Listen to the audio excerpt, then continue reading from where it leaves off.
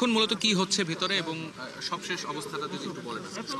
দেখুন, এখন পর্যন্ত আজকের এই বর্ধিত সভায় প্রায় 50 থেকে 55 জন বক্তব্য দিয়েছেন, যারা একদম তৃণমূলের কেউ সভাপতি, কেউ সাধারণ সম্পাদক অথবা কনভেনার, সদস্য সচিব, যারা থানা এবং পৌরসভায় নেতৃত্ব দিচ্ছেন।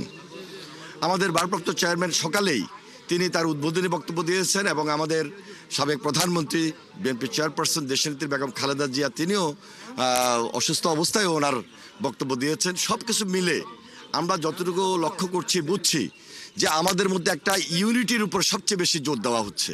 এই ইউনিটিটা আমি মনে করি আমাদের মধ্যে আগামীতে যে গণতন্ত্রের ভিতকে শক্তিশালী করা দরকার, খুব জরুরি, তাই প্রাধান্য পাচ্ছে।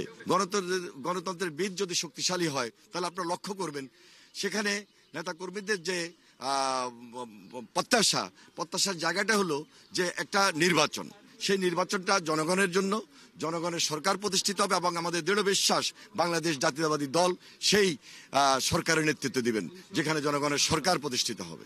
ধন্যবাদ আপনাকে। শুনছিলেন অদিতি, এখানে মূলত ভিতরে যে আলোচনাটি এখন চলছে সেই আলোচনায় তৃণমূলের যে নেতাকর্মী যারা এসেছেন তাদের থেকে মূলত যে ঐক্যের যে বিষয়টি, সামনের নির্বাচনকে ধরে দলের নেতাকর্মীদের সুশৃঙ্খল করতে ঐক্যের বিষয়ের উপর জোর দেওয়া হচ্ছে। একই সাথে নির্বাচনকালীন সময়ে বর্তমানে দেশের যেই সংকটকাল অতিক্রম করছে সেই সময় দলের নেতাকর্মীদের কি ধরনের ভূমিকা হবে, এসব বিষয় নিয়ে মূলত তৃণমূলের যেই নেতাকর্মীদের প্রশ্ন, সেই প্রশ্নের জবাব দলের ভারপ্রাপ্ত চেয়ারম্যান তিনি সেখানে রাখছেন। তবে আজকের মূলত এই বর্ধিত সভার সব থেকে বড় যে চমকটি সেটি হচ্ছে বিএনপি চেয়ারপারসন বেগম খালেদা জিয়া তার যেই বক্তব্য, এবং সেই তার বক্তব্যে তিনি কিন্তু আবারও যেটি সবাইকে মনে করিয়ে দিয়েছেন যে প্রতিহিংসার যে রাজনীতি সেটি পরিহার করে সবাই মিলে ঐক্যবদ্ধভাবে যেন দেশকে বিনির্মাণ করা যায় সে লক্ষ্যে সব নেতাকর্মীদের একত্রিত থাকার আহ্বান এখান থেকে জানিয়েছে। তো আমরা এখানে রয়েছি, বর্ধিত সভা এখনো চলছে।